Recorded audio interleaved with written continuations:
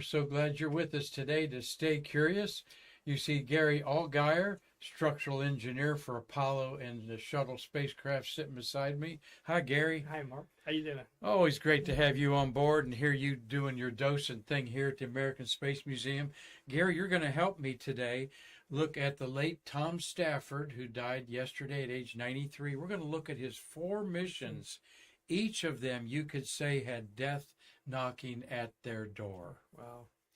And we talked about it. It's true, isn't it? Yes, it is. It's very much so. Yes. He definitely had 4 missions that were far from nominal, Yeah. and that, I think, tests a lot to the character of this great astronaut. And so we're going to look at that a little bit there. And you had a personal within 10 feet of the guy several times, right? Less than that, yes, yeah. Shook his hand and talked to him for just a few seconds, but when I gave him a tour to the cosmonauts, yes. Was that during the Apollo-Soyuz test project, correct? All right. Well, we're going to enjoy, Gary and I just talking about the Gemini 6 mission of Gemini 6, Gemini 9, Apollo 10, and the Apollo-Soyuz test project. And if you don't know your space history, we're going to catch up on some here, because each one of them had a complete drama that one of them didn't affect Cernan's life, Stafford's life, but it did his Apollo 9 mate, Gene Cernan. But let's look at the tribute to this great astronaut as things still pouring in all over the world for this great man behind the scenes, general of the Air Force. He 3-star general, so there are 3 stars there. He had a lot to do with the Russian and American cooperation at the International Space Station till the very end. Was on a committee there, and as the commander at Edwards Air Force Base, he was over Area 51, all those secrets, as well as developing these stealth bombers. In fact, Lieutenant General Tom Stafford is known as the father of the stealth. Oh, my. To those of you that didn't know that. I didn't know that. Yeah, it's just he's so far, he's behind the scenes, it's incredible. This is a following statement from NASA Administrator Bill Nelson on Monday's passing of Thomas Stafford, a lifelong space exploration advocate. Quote, "Today, General Stafford went to the eternal heavens, which he so courageously explored as a Gemini and Apollo astronaut, and as well as a peacemaker in the Apollo-Soyuz mission. Those of us privileged to know him are very sad, but grateful we knew a giant. Tom was critical to the earliest successes of our nation's space program and was instrumental in developing space as a model for international cooperation. He also helped us learn from tragedies and grow and reach for the next generation of achievement. He was intimately involved with the space program, sharing his thoughts and suggestions on NASA missions until the end of his life." This is from Bill Nelson, our NASA administrator. Quote, "Tom was a gentleman and a daredevil. He flew our first rendezvous in space on Gemini 6 and piloted Gemini 9's path to Earth with pencil and paper when the spacecraft's guidance system computer failed in orbit. He commanded Apollo 10, the first flight of the lunar module to the moon, a critical test flight that resulted in the successful landing on the moon during Apollo 11 mission. Tom also flew more than 100 different types of aircraft throughout his career as he pushed the edge of the envelope of our achievement in air and space. He was an extraordinary peacemaker who commanded NASA's first rendezvous of an international spacecraft on the Apollo-Soyuz mission. His counterpart, General Alexei Leonov, became a best friend over the years. Tom gave Alexei's eulogy in 2019 at the Russian state funeral." Still from Bill Nelson, our NASA administrator, "Tom's dedication to NASA never wavered. In later years, he chaired a team to independently advise NASA how to carry out President H.W. Bush's space policy and completed the study America at the Threshold about the nation's potential future with humans in space. He was also co-chairman of the Stafford-Covey Space Shuttle Return to Flight Task Group that assessed NASA's implementation of the Columbia Accident Investigation Board Space Shuttle Return to Flight recommendations." Quote, "Our nation will be forever grateful to an explorer who never lost his sense of wonder about his time in space," he said. quote, "It changes you for sure, changes your outlook. As you look back, you see a little blue and white baseball. Actually, it's smaller than a baseball, but it's hard to envision that is where all the people you've known all your life are, where you went to school, your friends, your family. It's hard to envision that there are 3 billion people on that blue and white baseball." Godspeed, Tom Stafford, said Bill Nelson. And there's the beautiful ball rising above the earth there on the Apollo 10. John Glenn also said about Tom Stafford that his, to paraphrase, his contribution to the defense of our country is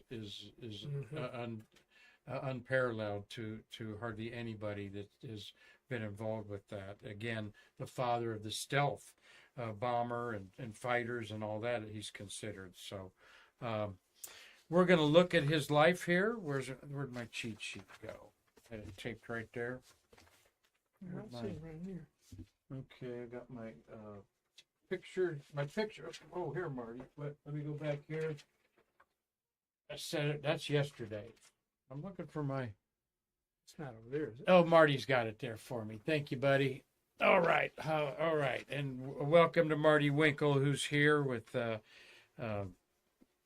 going to talk, before we talk about the missions of Gemini 6, where the launch abort in December 65 with Wally Schirra cheated death.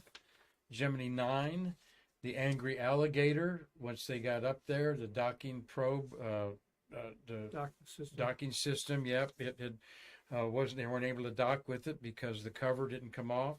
And during that spacewalk that Gene Cernan took, he came close to passing out, at least from overexertion, and Tom had to pull him in by the rope, so to speak, by the air hose.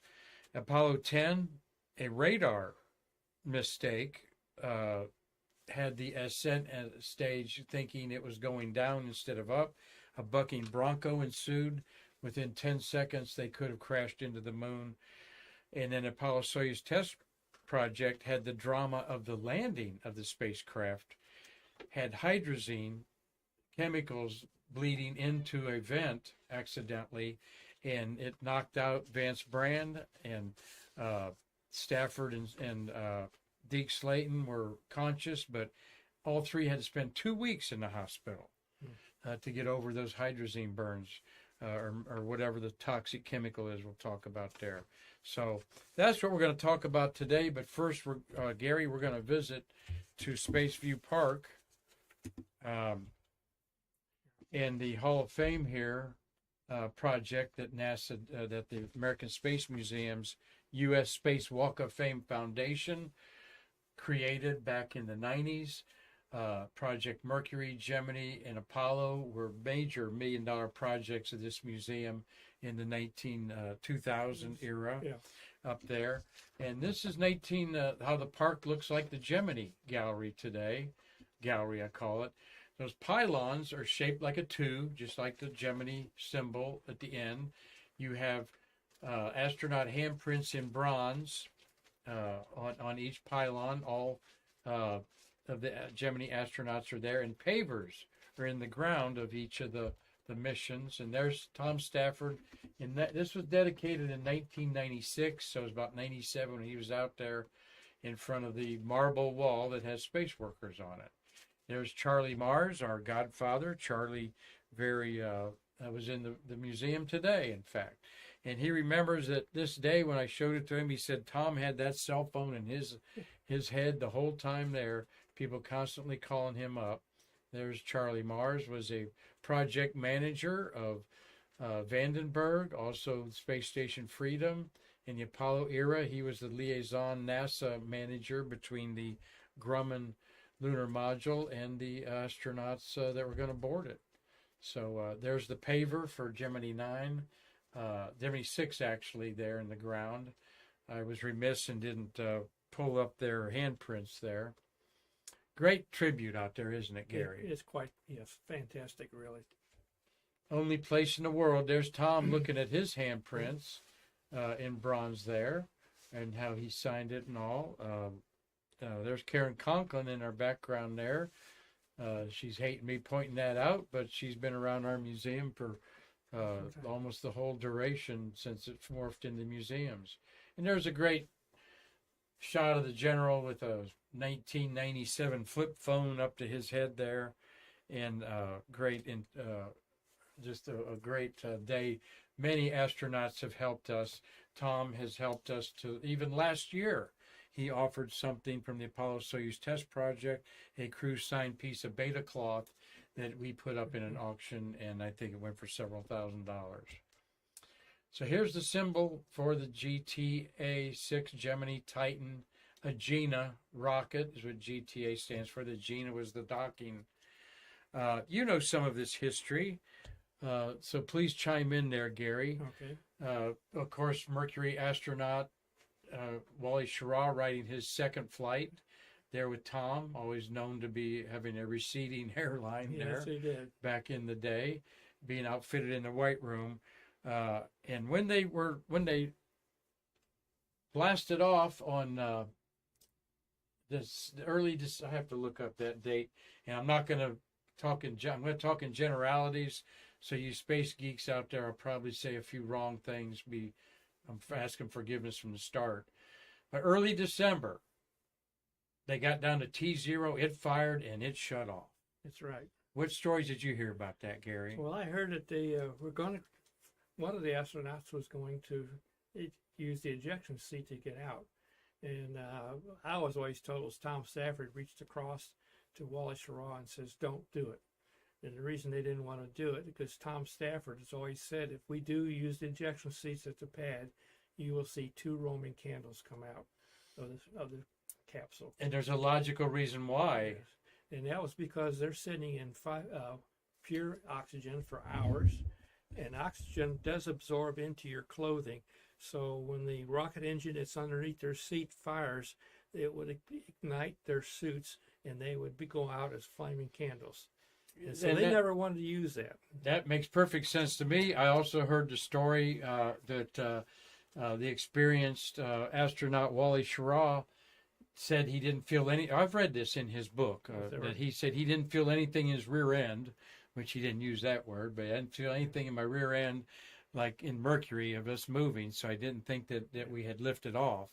And they were dubious about that whole system themselves, and they didn't feel themselves tipping. The gyro in there wasn't doing any maneuvering around, so they waited it out. Not sure what the anomaly was. I don't know, but I also understood it had lifted just a fraction of an inch and set back down. It didn't pull off any of the connectors, and so they were safe. So they got them out safe, but then and here is an interesting artifact of the American Space Museum we're very proud of, given to us by Bob Seek, launch director of shuttles, not of a Mercury or a Gemini. But this is the respiratory rate and heartbeat of Tom Stafford, who signed his up there, and Wally Schirra. And as you rolled it out there at this T-0 in this incident, what was shown there? Not much, really. It didn't have any much fluctuations in the chart. They weren't scared. Yes. They were more mad that they weren't going. It was more like, doggone it, we wish we'd, what's going on? Let's go. You know, we're ready to go. It's like sitting on a roller coaster ride, and the latches don't go off, and you're hanging there going, wait a minute, I'm ready to do this. But they were not fearful at all. It doesn't show that they were freaking out or anything characters in there. So we love that that's a one-of-a-kind artifact. And, of course, they were launched several weeks later. They launched up Gemini 7 first with Jim Lovell, who's 94, the oldest living astronaut, and Frank Borman, who spent 2 weeks in a can, so to speak. And so they went up there for a quick rendezvous without docking, of course, to test that technique and everything. Really an important mission, and got within feet of each other and took these historic photos. You got to hand it to the launch team to turn those vehicles around and able to launch 6A in time to be rendezvous with 10. that was actually remarkable for the time. Really was. Yes, and probably not as elaborate of crews as they have today to do things. I That's mean, right. everybody's still feeling their way in the infancy of the Gemini That's program. correct. Yeah. 10 Gemini missions in the 1965 and 66, almost every 6 weeks. It was an incredible time to be a teenager that I was in watching these astronauts, our heroes, go up so frequently That's right. and accomplish so much. But in 65 and 66, you didn't know some of the dangers that they fought out. You didn't know how close they came to that abort on the pad That's true. and so forth. Well, then we go to Tom Stafford's. There's the beautiful landing of Gemini 6. They were only up there for less than a day. It was a quick up and down rendezvous and didn't have much other plans to do that. Very focused. And if you knew Wally Schirra or heard the stories that Nick Thomas, the astronaut wrangler at Kennedy Space Center, says, he was a very focused person, checklist type of guy, didn't want to go outside the boxes, wanted to accomplish the goals that were set in front of him as perfectly as he did. And of course, how much perfect could you get with the Apollo 7 10-day mission that put us back on track to the moon? Have any doings with the? No. I was still. Apollo 7 I did, but this is back when I was still in school, in high school. Now, I don't think it's ever been mentioned. You'll notice that the Gemini spacecraft sits horizontal in the water compared to Mercury, Apollo, Artemis, or the Dragon. They all are sitting vertically. Yeah, good point there, and Gary. The reason it was done this way is originally they were going to fly with the Allgire wing, and they were going to land horizontally in the desert. And based on that, that's one of the ejection seats in case the wing didn't deploy, that they could eject when they were flying horizontal down on the wing. But the wing was too complicated, and the gear was too complicated to put all that into that capsule. So they did away with it, but they still kept the idea of landing horizontally in the water. And when they're on that chute coming down, as before they approach the water, there is a piece of ordnance that fires that takes it from the vertical and drops it horizontally. And it's quite abrupt. The first time they did that, the crew was very shocked. They forgot about it and didn't realize that was going to happen. So they landed horizontally in the water. Very interesting. There's a great tip from Gary Allguire, something I hadn't considered. Thank you, Gary. Well, we move on to his second mission. Now, Stafford was on 4 different spaceships. Think about that a minute, okay? As Mercury's #1, and then, the Gemini, is #1, and then he flew another Gemini mission that was fraught. Because of death is the reason why he took this mission. The prime crew of Dick Elliott C. and Richard Bassett were killed in front of their eyes, basically, their eyes being the backup crew of Stafford and Gene Cernan, as C and Bassett's T-38s landed at St. Louis at the McDonald airstrip where their spacecrafts were being built. It was a bad weather situation. They clipped the building, actually. Yeah, they fly together in a formation, and they were making a circular approach instead of landing like normal aircraft where you do a long approach and land on the runway. The military loved doing this. They would come in and they would fly a circle like the shuttle did today and land. And as they were coming in, the weather got very, ceiling dropped on them. It was snowing. And Stafford made the announcement, I'm going to go abort this landing and I'm going to turn around and I'll come back on another approach. And as he was flying around, Elliott C. decided to continue that approach, and unfortunately he clipped the building that his spacecraft is, and they both perished. Now, Tom Stafford didn't realize what had happened until he landed and got out of his T-38. Oh my gosh, with Gene Cernan in the back. They were tandem seats back there. We've actually talked to people that were in the building and heard all of that. My dad Horrible. worked in that building. Is that right? Yeah, he worked in that building. What did he say about He it? didn't say anything. I don't know if it was if he was there that day or working a different shift, but he worked in that building. He was a machinist, and he actually built parts for the Mercury and Gemini spacecraft. We'll have to talk about that some other day. You Yeah. never mentioned that, Gary. Yeah. Horrible tragedy. The astronauts were killed instantly, and 6 months later, Tom Stafford is back up in space, the shortest span of any of the astronauts ever, I think. And there might be a shuttle one that flew quickly there at the end of the program, I'm thinking. But so the launch of the GT9 with his crewmate, Gene Cernan, who became his best friend through life, along with Alexei Leonov, was a beautiful launch. They put an augmented docking machine up ahead of them that wasn't in the Gina rocket, but some sort of. Well, what they did is they didn't have another Gina rocket to fly. So what they did is they had a spare docking system that was going to be on the end of the Gina rocket, and they quickly put it on an Atlas.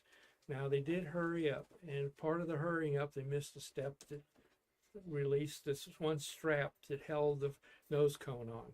And what happened is when they got up there, they found out that it had not released, and they couldn't dock with it. So that was a busted as far as the Interesting. As Trekkie Techie sticks her head in here. Yes, grab this. And there's a mouse there for you that I think that's hooked up. One? Yeah. Okay. I think that's hooked up. You okay? Yeah. I might come back and steal your phone again. Okay. All right. Keep going. She's hooking up our laptop for we can do remote things. So thank you, Jessica Galloway there. So they approached up there and they called this the Angry Alligator. Right. So their plans were messed up for the docking, but Gene Cernan was going to do an important spacewalk, actually go around behind the service module part of the Gemini spacecraft and put on a Buck Rogers backpack type of thing to check out. Yeah. But that went awry. It sure did. Now, back in the early parts of the Gemini, the astronauts trained for zero-G by hanging from slings and moving around. And they were never successful, really, to overcome that because their body in space in zero-G doesn't work the way it does here on Earth. And so they had a very difficult time. They didn't have handholds to get back to the backside of the Gemini spacecraft. And all they had was this air hose. And of course, we had the famous thing where he got overheated. Mm-hmm. His faceplate fogged over. He couldn't see. And his heart rate started increasing, and he was very, very hot. And they pulled him back just in time otherwise he would have perished. And that's true. Drama played out at Kennedy Space Center Visitors Complex in the Astronaut Hall of Fame. They superimpose a movie over the Gemini 9 spacecraft that's out there. And Cernan talked about it many times. His faceplate, he did overfogged. He was having not exactly hallucinations, but he was having some medical issues. And I think they said that when he landed, there was water in his space suit down to his feet, up to his knees from the sweat that had poured in. Has to go somewhere, so it goes down to your shoes when you get in gravity. And they also didn't have them have water tubes in their undergarments like they did later on to cool them down. And kind of another side note, because of what happened to Elliot C. and Charlie Bassett, is it took Buzz Aldrin out of the certain rotation, and because of that, he actually ended up flying Apollo 11 because of that accident. 12. Huh? Aldrin was on 12. I mean, Buzz Aldrin. Apollo 11 because that. Apollo. Oh, yeah, that's interesting. Yeah, okay. that put him in rotation for the last Gemini, and then that put him in rotation to be on Apollo 11. And Buzz Aldrin had the idea. Other ones did too, probably. But let's practice EVAs in the water tank, like a scuba diver, and that helped him out a lot. Yes. But Tom Stafford, there's a story that I don't think is urban legend, where Deke Slayton, chief of the astronaut office, when they were going out for liftoff to pad 19, told Stafford, if you have to cut him loose and come back alone. That's a possibility that this might not work out. And an astronaut had to think about returning to Earth without one of their colleagues. Very tough call. That would be a very tough call. In that position at all. No, I don't. I think you even want to bring the astronaut back deceased and not let him orbit the Earth type of thing. True. But these are scenarios that we're grateful never had to be played out. But we were within moments of Stafford Cernan being passed out. Stafford had to pull him in with the foresight of that having handholds, other didn't little. have- You yeah. just can't imagine that in today's world that they Yeah. wouldn't think that through. They didn't But- think it through because there was no handholds at all. and there was no precedence of this. Yeah. And we weren't communicating with the Russians about how difficult spacewalks were with Alexei Leonov. So Gemini 10, cheating death, 9, pardon me. Gemini 9, cheating death again at the door as it knocks on this spacecraft. Now, the next flight of Stafford, was, of course, Apollo 10 with lunar module number 4 shown there ascending off of the, not really off the moon, but out of moon orbit. This was to do the dress rehearsal, except landing. The final steps were done by Apollo 11, but they needed to learn how to go down US-1, they called it, the runway down to the Tranquility Base, it became known as, the chosen landing site. And we'll talk about what happened there that cheated death. But a beautiful collage montage by Chris Calley celebrating the launch with the 3 astronauts in their Earthrise portrait. Thank you, Chris, for what you do for the American Space Museum. And a gag photo. Okay. This is kind of passed by the wayside. There was those that collected knickknacks. A lot of homes had 3 monkeys. Hear no evil, or speak no evil, see no evil, hear no evil. That's right. You don't see that much anywhere, but that would kind of be a catchy thing that you'd see in You places. see that every mission, these guys, even through a shuttle, would have some type of a picture made that was a fun thing to do. It's not for the general public to see at the time. And this was one of them, but I've seen some other ones that, one of them I know I can't tell anybody about because it's one of the DoD missions. And that was my first one that I actually saw, and I was quite shocked at what I saw. It wasn't nothing that was derogatory or not something that was pornographic or anything like that. None of that stuff. But just the way they were dressed was quite outstanding. A DoD mission. I'll pry it out of him eventually there. We'll talk. Gary, you come back. You're going to be leaving to go up to Georgia here in a month or so, right? That's correct. We're going to put a DoD mission together. I want to look at those 10 DoD missions, and he'll be giving me a lot of no comment. But a lot of these missions are revealed what they were. But Gary says I can't. You signed the paperwork that you can't talk about it. I can't deny or say anything about it. All right. Okay. Hear no evil, or speak no evil, see no evil, hear no evil is the pantomime that these astronauts are doing. And just love an opportunity to show a gorgeous rocket launch of a Saturn V rocket. Man, this is like it's 10 miles downrange or something. Just the flame pattern of those F1 engines is something in itself. The shock waves often was very, very impressive. Artemis may have come close to it or may exceed it a little bit, but the shuttle never came close to the shock waves and the sound that came off of a Saturn V.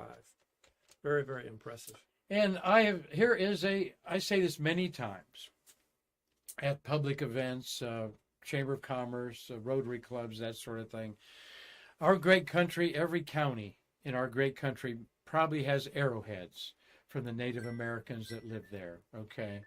And there's only one place in the world, one county in the world that you can get a brick thrown out of a flame trench of a rocket moonport, and that is Brevard County. That's right. And so this is one of 1,244 bricks that blew out of the flame trench on Apollo 10 on May 18th, 1969. And I have seen half a brick of Apollo 11 go for $1,000 at our auctions. So just one of those little minutia things that we have in our museum that we love sharing. So there's 2 awesome things tied with Tom Stafford that we have in our museum here. And there, of course, is Snoopy after it came up from being a simulated launch off of its descent stage. And tell us what happened that almost endangered the lives of Tom Stafford. Well, you know more about than I do. You can explain a little bit better. I didn't work this particular mission, so I'm going to let you. Well, I went within 9 miles of the moon, going down the exact path that they wanted the next landing to take. And so when they got to the point where we're going to separate the descent stage from the ascent stage after testing the descent stage as it lowered them down to 9 miles, accidentally, there's 2 radars. One radar is for the ascent up to the command module called Charlie Brown, and the other was the descent down to the moon. And so once a switch was properly in the wrong place, that was to switch the ascent from the descent. And though the Snoopy didn't have a descent stage, so to speak, there was a confusion where it was, and it did some turns. They figured in about it flipped over once a second, 2 or 3 times. Like I said, you space geeks out there might be correcting me, and that's fine, but they were in serious trouble for at least 5 to 10 seconds. And if it hadn't stabilized itself, and CERN and Stafford particularly taken quick action, they could have crashed into the moon. That's right. Yes. And so within 10 seconds of crashing on the moon, 3rd time that the Grim Reaper is knocking on the door of a spaceship. Now, those are the 4. That is 3 spacecraft that he was in. Yeah. Okay. Yeah. The Gemini, the Apollo command module, and the lunar module. Go ahead, Gary. Yeah. The scuttlebutt in the hallways and the offices, discussion about when they were going to go to the moon on 10 is whether the crew itself would pull some rank and actually land on the moon before Apollo 11. And that was what we talked about a lot, whether he would do that or not do that. And the answer always came back, from what I understand, and Marty, you can correct me if I'm wrong, is that the lunar module was too heavy to come back up off of the moon. It didn't have. They've also heard it didn't have enough fuel, purposely to keep them from actually trying to land on the moon. Marty, would you have a comment of that on our UCX family microphone? Yeah, I don't think it was, excuse me, it was too heavy. And I can't believe NASA would not put enough fuel in there. It was a matter that they were military people and they follow orders. And that Stafford was not about to land. And he knew they needed to take small incremental steps to do a landing. That's probably true, but really we talked about it, and we were told it was too heavy. I wouldn't know, Marty, why they wouldn't want to fully fuel it, because you would want to test that. That'd be an important, because Marty, and again, you know so much more about this, but the balance, right? Both of you guys, the center weight of a spacecraft was very important to how it performed, correct? Yeah. So I would think that they would want the tanks full of fuel. Well, those cheeks on each side, we call them. Actually, when they fire the engine, especially like for the command module, service module, when the main engine fires, it's sensing the center of gravity, and it's always firing its thrust vector. It always goes through the center of gravity. Mm-hmm. As the fuel load drops down, it will automatically adjust for that center of gravity change. I would assume that the lunar module would do the same thing. Marty, you had anything else to add? No, I can't talk. Oh, okay. I mean, I don't know the difference in weight between LEM 4 and LEM 5. As far as I know, it's basically the same vehicle. Okay. It would have been the same weight. Well, yeah. I think Stafford's discussion that you said about Stafford was probably more correct than anything else that we scuttlebutted about in the hallways. Yeah, Marty, did they have the 5-foot probes, touch probes, landing probes on the LEM? Do you remember? The only LEM 3 had the landing probe up front. Yes, correct. But did they put all 4 probes, or all 3 on the 10, even though they knew it wasn't going to land? Yes. Okay. All right. So they dressed her up for a landing anyway there.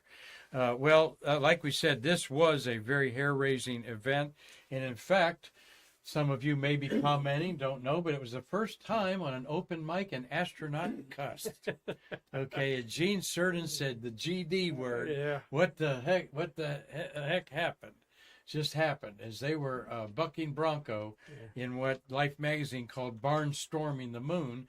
But that incident was kind of downplayed. Again, in the 1965 era, you had a hard time finding any information the weekly U.S. USA Today or Well, I'm thinking the Aviation Week. Aviation what Week was and the Space Bible, Technology. of the time, and of course you have well, let's move on to the so Stafford is in Apollo. He's in by golly, he's in more spacecraft than we're giving credit for. Think about that: Gemini, Apollo Command Module, the Lunar Module. That's 3. Yeah. Okay. He flew a command module twice, didn't he? So Yes. he Now was I'm two thinking different here in missions. Apollo Soyuz, he Yeah. takes the last command module. Of his 4 flights, he was commander of 3 of them. Went up with Vance Brand, who's 91 years old, and Deke Slayton, who passed away. Alexei Leonov, first man to walk in space 59 years ago yesterday, March 18th, 65. Died in as we mentioned, 2019, I believe. 21, wasn't it? 2021. And the other cosmonaut was Kubasov, and he's passed away. Two cosmonauts and 3 astronauts met in space in July 1975. Can't describe how huge this was in the détente, it was called, the softening of the Russian-American relations that President Nixon orchestrated with Brezhnev. What was the buzz on the campus of Kennedy Space Center about shaking hands with Russians in space, Gary? We were looking forward to it. It was an opportunity to bring the 2 countries together, not only in space, but here also on the ground, because we had crews go over to Moscow for some testing, and then they had their people come over when we had the actual docking module airlock system here. We had some of their technicians, and of course we had the cosmonauts come, and the technicians would spend the night in the Holiday Inn on Cocoa Beach. They would get bussed in every morning to the Space Center, go through the Air Force Station side first, and then over to Kennedy. And we'd have a lot of discussions with them because they would tell us how much they loved America and how they loved to go swimming at night in the ocean. And we kept telling them, you don't want to do that because there are a lot of sharks out there. And at nighttime, they may not recognize you as a other than a fish. But they still kept doing it. They never quit doing in the oceans. They were here for maybe a couple of months. One of the big things for them was to grab some of our lapel pins that we get from each mission. They would want to swap one of theirs with one of ours. And we did that for a little while until we realized, these ones that we give them are really pure good metal pins. And what they give us are pot metal or plastic. So we got to the point where we would want 2 to 3 of theirs instead of to give one of ours. So we did that. And we kind of looked at them in a way. They dressed a little bit different, but we went to a party with them that one of the engineers had at his house when they were getting ready to go back to Moscow. And we had a lot of conversation with them. They spoke pretty good English, and they were just like any other normal person. I enjoyed getting to know them. Well, that Holiday Inn is now the Comfort Inn. Yeah. Those of you that know where it's at, near across, kind of close to the Hilton on Cocoa Beach, across the street.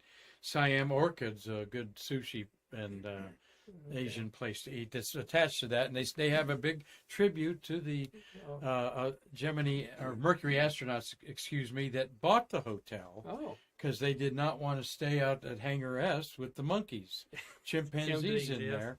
Yeah, so Marty, that's the correct story, right? They actually bought the Holiday Inn or financed it somehow, so they would have a better place to stay. And there's a big thing that tribute to that.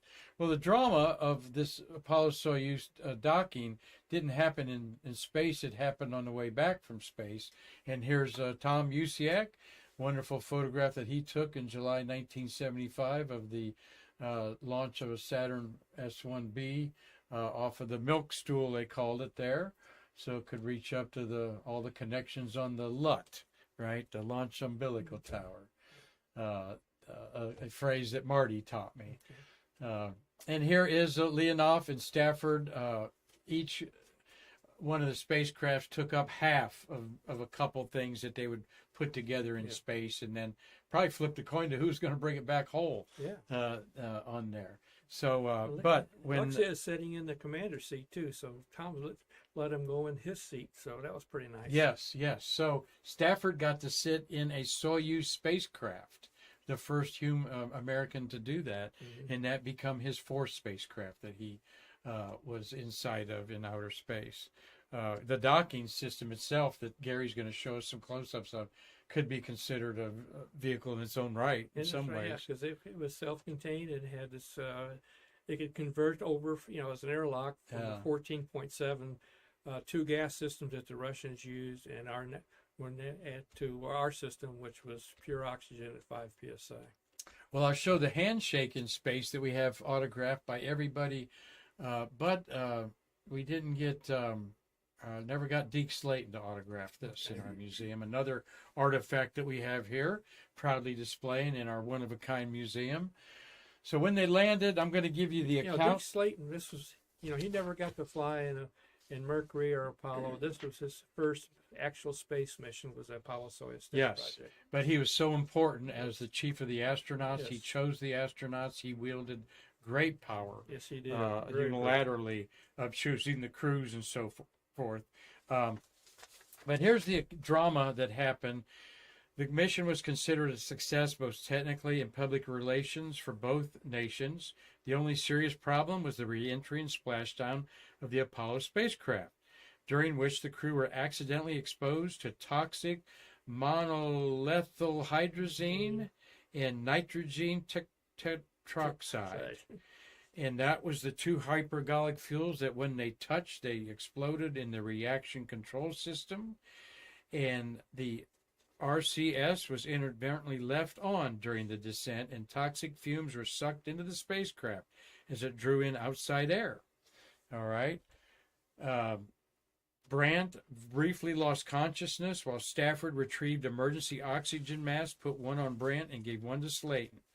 The three astronauts were hospitalized for 2 weeks in Honolulu, Hawaii, from burns in their lungs from that breathing in those vapors. Now, Tom Stafford, and when you look at his wonderful presentations, and I'm sure a bunch of them are on YouTube, was a very animated man talking about things. And I've heard him talk several times about this on a YouTube thing where he said that when they were upside down, the Apollo, the flipped over, the balloons that were erecting it hadn't inflated yet, and he said he was hanging from the straps, and and Brandt was out, and he was worried. He wasn't so sure about Slayton. It was on the other side, and he punched the safety belt harness that had to get to the gas mask. He said, "We're down in the corner of the spacecraft, which had been up by the conical part," and he grabbed the brass nut, put it on Brandt, who was passed out. Yeah. And then again, they spent 2 weeks in a hospital. So this had to be pretty serious. It was, and they're very lucky to survive that, because this stuff is very nasty. The fourth time, and that was that death had knocked at the door of a spacecraft that Slayton was in. Okay. Just a incredible little to think about that. Yes. Again, there's so many what ifs of the space program, and there's 4 instances there involving the great Tom Stafford and his less than nominal space flights to space. Well, Gary, let's look at what you brought to share personally here with us here. Marty, we got any questions or comments? Were that boring? Gee, okay. People are watching us, huh? Oh, he's got no comment on whether we're boring or not. Yeah, okay. No, definitely not boring. Okay. Yeah. Thank you, Gary, Gerald, Tom Usiak, Bill Whiting, Doug Forrest, Steve Yoakum, and Dave Stange enjoying this program here. And they'll tell their friends to watch it because we got Gary on here. Gary Allguire, you brought a couple personal pictures here. There's what the configuration This is a simulated like. picture of what the docking together looked like in between the command module on the left and the Soyuz spacecraft on the right. That black object that you see in the middle covers over the top of the 2 oxygen tanks and the 2 nitrogen tanks. that provided for the airlock so we could transfer from the Soyuz into the command module and vice versa and back into the Soyuz. It also contained a docking system that was unique for this particular mission so that the two countries could dock together, because we used a completely different system than what they used in Russia. So they got together once they signed the agreement that they were going to do this, they got together and they came up with a united way to do it. And that system that they picked then is still used today. It's been kind of put into an international agreement that anybody wants to dock in space, you will use this particular system. So any country can, if they want to dock with the space station, they could pick up that document, design their docking system to match what's on the space station. Does it have a name like the Allgire No, system? it didn't have a name. It's been highly modified since the Apollo program. We were kind of more crude than the Russians were. They used electronics to open and close their latches and to absorb the impact of the two coming together, where we used the old shock absorbers and we used cables to operate the latches through motors.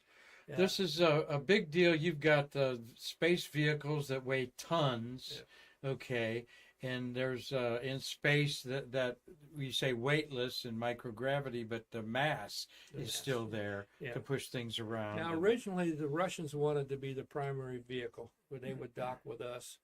And after they got together and discussed the performance issues of the two spacecraft, we realized their spacecraft did not have enough thruster capability to actually do that. So we shifted over to where we were the prime crew. That actually we did the docking with them. How did the docking collar get up there? It came in. It was mounted on a separate device inside the slaw where the lunar module would have been. Okay. Okay. It sat in a cradle, and then when they got into orbit, they separated from the slaw, blew the panels off, and then they would go in and they would dock with it, and then they would fire 3 latches ordnance-wise and release it, and they would pull back out, and then they would go turn around and they would rendezvous with the Russians. And you have a story about I that. have a story there about that, yes. is very interesting. Yes. Maybe a little sabotage happening. It could have Some been. disgruntled space workers. We'll It could have been. look at that in a second here. Here's a couple personal pictures of Gary. Okay, Brought me in. this is in the altitude chamber. Like we said, we did all these docking tests with all the Apollo spacecraft, the lunar modules, and now we had to do it with the docking system. What you're seeing on the top of this is the actual system that will dock with the Russians. We have 3 pedals that's sticking outboard At the very top. at the very top, and the Russians would have 3 pedals that would interlock when we got them together. There's a called soft docking and hard docking.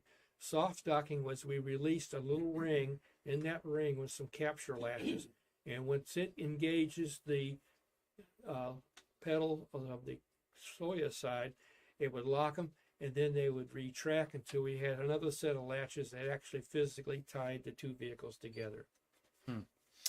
Well, very interesting. Marty, we do have a question. Yeah, we have a question from Dave Stangy. Gary, can you elaborate on the docking problems they had during the mission? He says, if I remember correctly, I thought that Slayton came in hot and caused quite a hard docking. Oh, I don't know. I never remember hearing about that, but that doesn't make sense because they send this ring out first, and it has these shock absorbers that will cushion and take out any motions that are developed from docking. But if he did it hard, then they would have never had that system would have absorbed it, and they would have never really felt that. Now maybe he retracted the ring too fast. I don't know how you could do that, but he may have, and that would cause a hard impact. Thank you for your question there, Dave, and you're following us, of course, faithfully like you do. Right here's another personal photograph there. Yeah, this is we're doing the docking test. This is down lower in the chamber. Sitting down is Deke Slayton, and standing up in front of him is Vance Brand, and they participated in this docking test. Now, Tom Stafford did not show up for this test, from what I remember. and I'm up in the left-hand corner That's there. you sitting down up Yeah. there on the left. Which is unusual. Taking a break, Yeah, Gary. well, I wasn't taking a break. I was just waiting for them to get finished with that so we could continue on.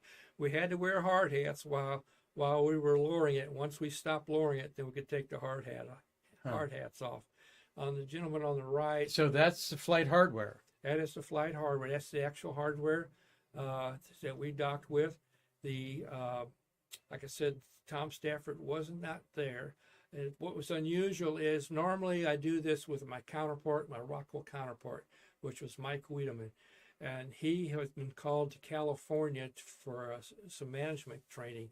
So he asked if I would do it myself because we had a really small crew at that time. Everybody in our office except for me, and same thing for Mike, they'd all started working on the space shuttle, on the advanced planning for the space shuttle.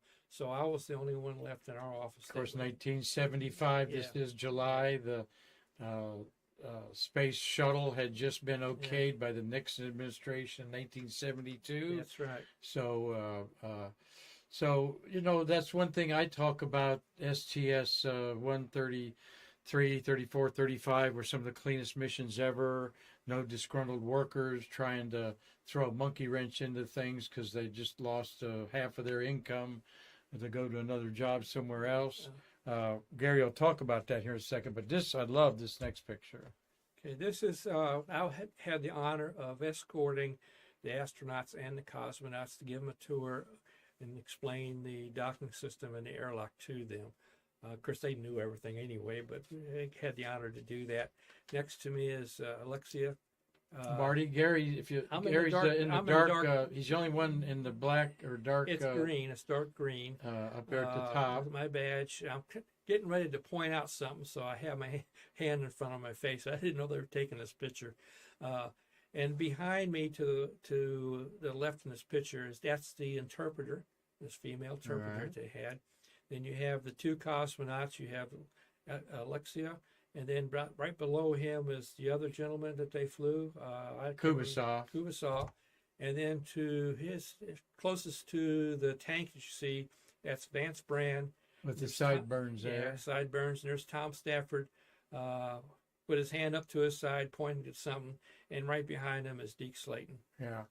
Now, it looks like he's got a cell phone in his hand, Yeah. but he's not. He's scratching his face, apparently. He didn't have cell phones in No. 1975, but that'd be the first thing that you'd think about there. Actually, I mislabeled one of the guys. The other Russian is very, very in the back looking out. Deke Slayton is just right behind Tom Stafford. So I did give them a chance to walk around and show them everything and explain stuff to them. And they understood English very, very well. We never did really use the interpreter, but they had one there just in case. Marty gave me a note here. Appreciate it. Why wasn't Slayton the commander? That was his first flight. He was a rookie. Yeah, he's a rookie. Yeah. So Is that what you were looking at, Marty? And what did I say to remind me of? Did I mention that? Yeah, LEM 4 orbiting the. Yeah, thank you, Marty, for remembering that. LEM 4 is actually still orbiting the sun. When it undocked in lunar orbit, it did not crash into the surface like they wanted to do, and don't know why. But it's and it's actually going to come by the Earth in 5 or 6 years or something. Yeah, it's trailing the Earth in higher orbit than the Earth, and it's technically feasible to go. Well, it's technically they say they could go retrieve it. There's absolutely no way to put it in something because there's no attach points. But the reason why it went into that sun's synchronization orbit is they didn't realize when these two are docked, the tunnel between the two vehicles, there's hatches on either side. That volume in there is pressurized, and so when they fired the ring off, they have a piece of ordnance. So the docking ring, the probe, stays with the lunar module. That extra little of the air escaping out pushed it a little bit faster than they thought, and that's what caused it to go into this weird orbit around the sun. And Marty, that's also what caused lunar Apollo 11 to be off by about 2 miles, 2.5 miles. There's extra pressure in there that pushed them a little bit further. They had to figure that out in there. Yeah, they found them all, but no. Okay, I think Marty's saying no. This is when they discovered it.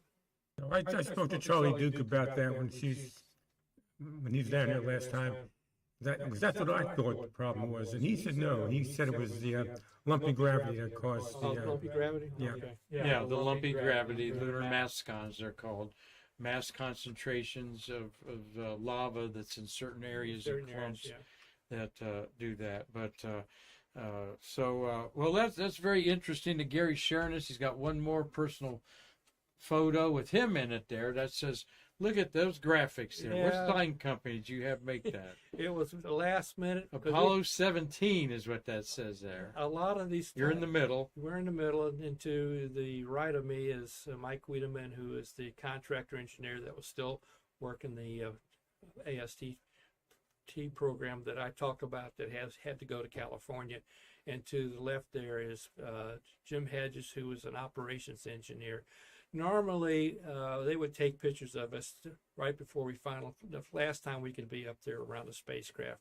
Since this was Apollo 17, somebody says, we need to make sure how we identify these pictures that are out there.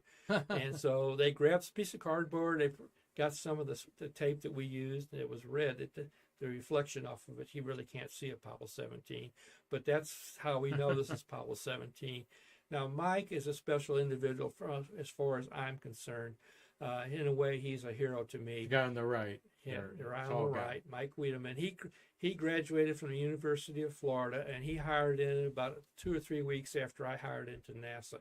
So we became very good, close friends with him and his family and our family throughout the years that we worked together. For that particular mission, he wasn't there for the docking test, but the morning that they launched, he came by the office and he said, Gary, I had come in, I couldn't sleep, so at 3 o'clock in the morning, I decided to come in. We had access to, the last time we had access to the docking system inside the slaw, and I decided to do a last minute check. So he went in there and he was checking for the 3 attach points, and it was a piece of ordnance that would fire the upper half of we released the upper half of that latch. It would fly back. There was a cable that was connected to it that held it in the open position. And so when all 3 were open, then they could go in and dock and move it. When he got up there, he started looking at them, and he noticed one of them was rigged wrong. The cable was not rigged to hold it open. It was rigged to keep it closed. So he called in some technicians, and they redid that.